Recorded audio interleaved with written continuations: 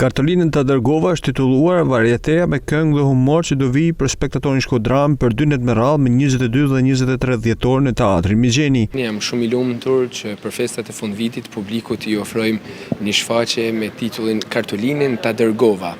Një komedi festive, një shfaqje, një varieté me humor, me skeqe të reja, me këngë, me përfaqësues nga Shkodran që ishin tek festivali i radio televizionit shqiptar që na nderunin, të gjithë bashkë me ikonat e humorit Shkodran, me aktorë të rinj, jemi bashku për mi sjell publikut Shkodran, një shfaqje fantastike me humor dhe këngë që mezi po e prisnin. Pjesë e kësaj shfaqje plot këngë dhe humor do gjejnë artistët e mirënjohur Shkodran të humorit të ndërthurur edhe me aktorë të rinj të talentuar.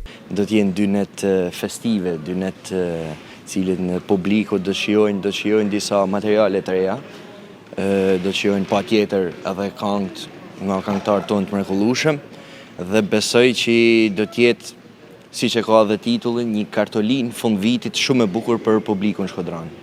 Do t'i dhurojmë spektatorit Shkodran qeshun a pafund, ashtu siç e ka zakon edhe traditë Teatri Migjeni. Gaz, hare, humor për festat fundvitit, një buqet me lule, është një kartolinë shumë e bukur për qytetin. Drejtuesi i muzikës Ilir Zoka vlerëson këtë shfaqje, ndërsa shton se pjesëmarrës do të jenë dhe këngëtarët e rinj që ishin pjesë e festivalit në RTS.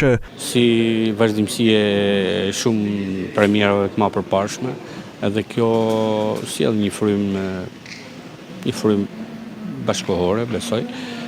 Duke pas parasysh një pjesëmarrje të këngëtarëve shumë dinjitos që edhe këtë vit na përfaqësuan ndenjësisht në festivalin e radio televizionit.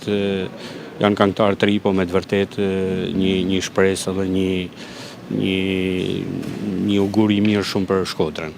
Përgatitjet kanë ditë që ka nisur, ndërsa kjo shfaqje pritet të ketë skeqe të reja dhe muzikë të përzgjedhur.